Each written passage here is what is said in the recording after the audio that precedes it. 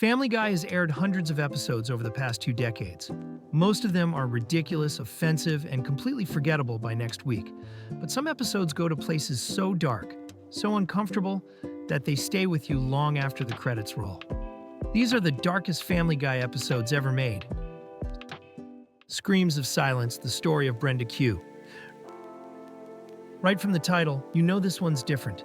This episode tackles domestic violence head-on, and it doesn't pull punches.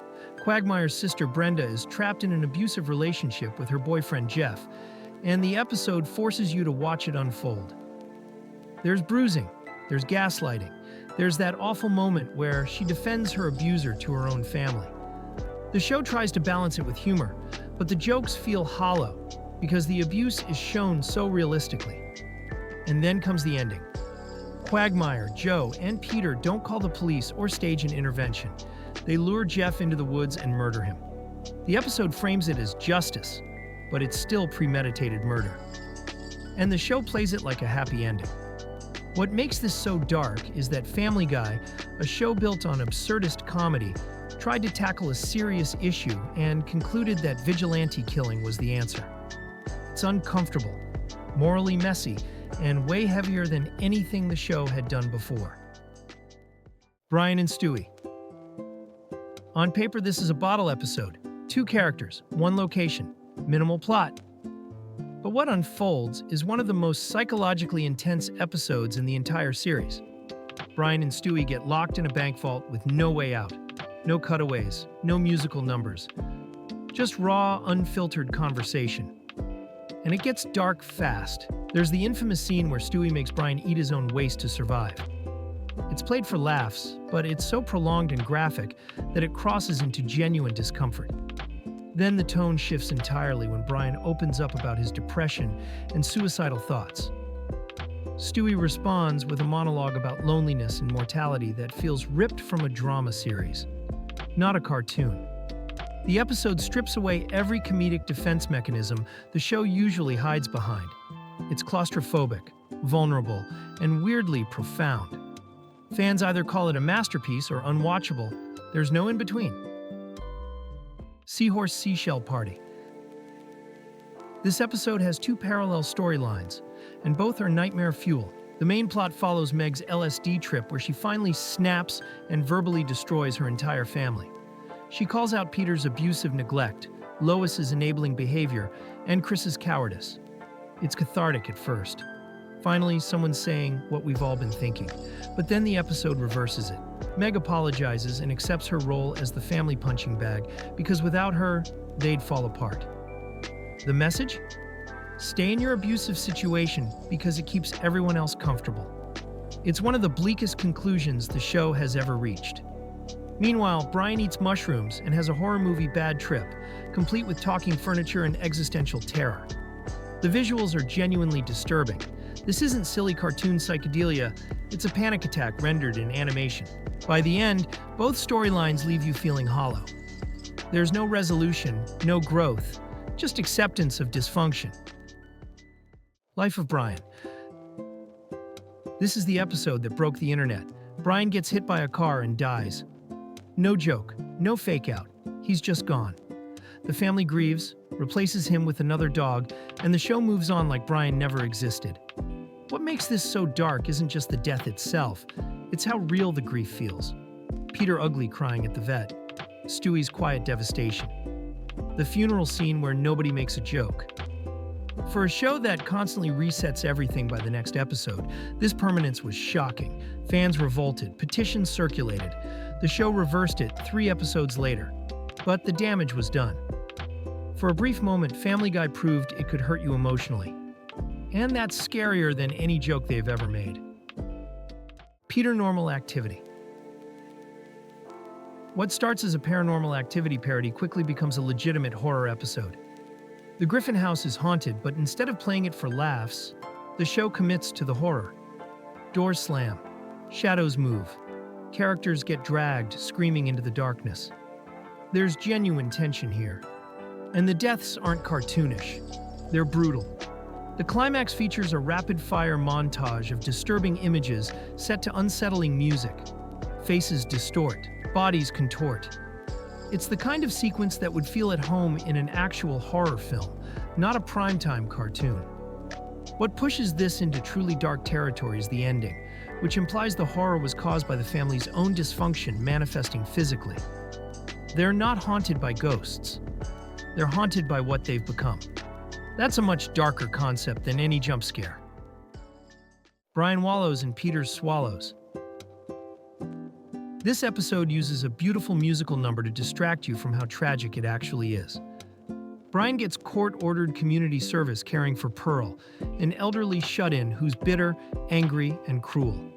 Over time, he breaks through her walls, and we learn she gave up her dreams decades ago. They bond. She softens. There's even a gorgeous Frank Sinatra-style song where she opens up about her regrets. Then she dies, just like that. No warning, no final goodbye. Brian learns to care about someone, helps her find peace, and she immediately dies before anything good can come from it.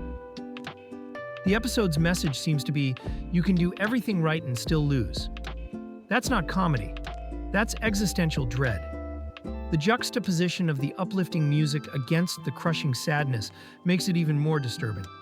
The show tricks you into feeling hopeful, then punishes you for it. Three Kings. This anthology episode adapts 3 Stephen King stories and the show goes full horror mode. The Shawshank segment ends with a gruesome murder where Cleveland graphically kills a man with a rock. It's played for laughs, but the violence is visceral and prolonged. The Stand section features a plague that wipes out humanity, bodies piling up as Peter narrates cheerfully. The tonal whiplash is disturbing, but the Misery segment is where it gets truly dark. Stewie breaks Brian's legs with a sledgehammer in graphic detail. You hear the bones crack. You see Brian's anguish. It's torture, plain and simple, and the show lingers on it. What makes this episode so unsettling is that Family Guy has the animation and voice acting to make these horror scenes feel real. When they commit to darkness, they don't hold back. Road to the Multiverse. This should be a fun episode. Stewie and Brian hopping through alternate universes. And it starts that way. But the further they travel, the darker it gets. The Disney universe isn't just a parody. It's explicitly anti-Semitic, with the characters acknowledging how problematic Disney's history was. It's uncomfortable satire that makes you squirm. Then comes the real-world universe, where we see grotesque, realistic versions of the characters. They're ugly, off-putting, and wrong. It's like the show is saying, you know these characters aren't real, right? Here's what they'd actually look like, and it's horrifying. The episode becomes a deconstruction of Family Guy itself, mocking its own tropes while showing us how meaningless it all is. By the end, you feel like you've watched the show commit suicide in slow motion. It's clever, but it's also deeply nihilistic. The Cleveland Loretta Quagmire. Early Family Guy could be mean-spirited, but this episode is outright cruel. Loretta cheats on Cleveland with Quagmire in an extended affair that's shown in painful detail. The betrayal isn't played for laughs. It's heartbreaking. And the scene where Cleveland discovers it? Devastating. He doesn't explode in anger. He just cries, quietly, in a bathtub. That single image of Cleveland, the show's nicest character, broken and sobbing, is one of the most depressing things Family Guy has ever animated. The episode doesn't try to redeem Loretta or Quagmire. There's no lesson learned. Just pain and destruction that echoes through multiple seasons. Cleveland's marriage ends. His life falls apart. And the show treats it like collateral damage in a plot that didn't need to be this cruel. It's dark because it feels real. Betrayal, heartbreak, and consequences that don't magically disappear. That's too heavy for a show where Peter fights a chicken every season. Partial terms of endearment. This episode was so controversial it never aired in the United States. And once you watch it, you understand why. Lois agrees to be a surrogate for an old friend, but the couple dies in a car accident, leaving Lois pregnant with a baby she never planned to keep. Now she has to decide whether to continue the pregnancy or terminate it.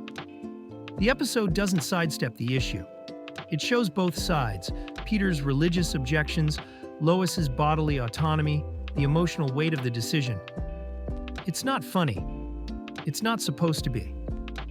It's a serious exploration of abortion in a 22-minute cartoon. The ending doesn't give you closure. Lois makes her choice, but the show never explicitly shows what happens. It leaves you hanging with the discomfort, forcing you to sit with the complexity of the issue. This is the darkest Family Guy episode, because it's the only one where the darkness isn't a joke or a plot twist. It's the entire point. The show took one of the most divisive topics in American culture and made it the centerpiece of an episode, knowing it would never see the light of day on network TV. That's not just dark. That's brave and reckless in equal measure. Which episode messed you up the most? Did I miss one that should have been on this list? Drop your thoughts in the comments.